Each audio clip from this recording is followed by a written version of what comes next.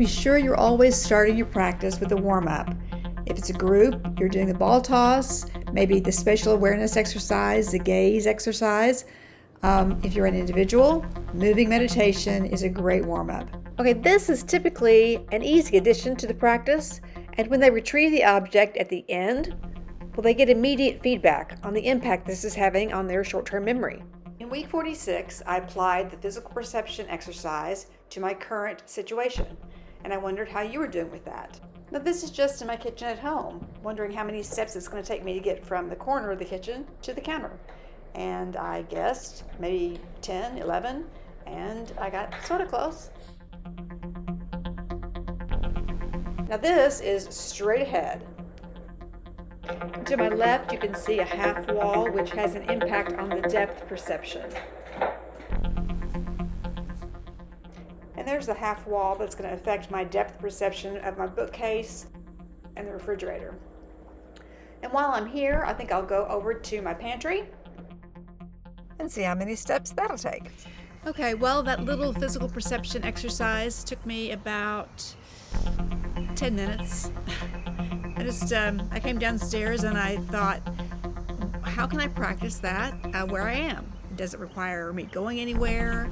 It didn't require any special equipment. So I just kind of looked around at my kitchen and set a couple of spots that I was going to see if I could perceive the distance between myself and how many steps it would take me to get to whatever the location was. And I just did it. And then when I was out getting my hair cut, I saw another opportunity. Now this was a shorter distance, but there was a contrast between the flooring. So I want to keep my perspective focused on, let's call it the runway. There's also a much longer distance, as you can see. The space is relatively open.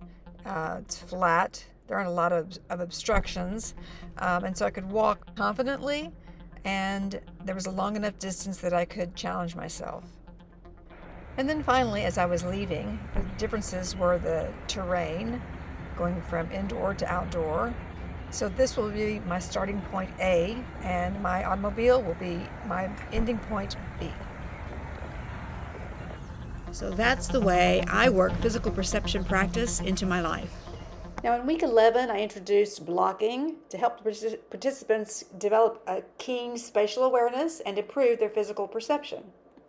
Applying that awareness here, the counter is directly downstage of me.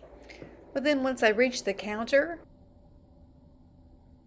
the sink would be downstage right. Now if I continue to change the direction I'm facing, pantry then is there now downstage left. Now facing the kitchen sink from my perspective. Now the camera's going to pan, but I'm still facing the window.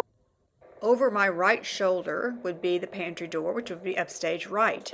Having a keen awareness of where things are in relation to you without necessarily looking is what we're trying to develop.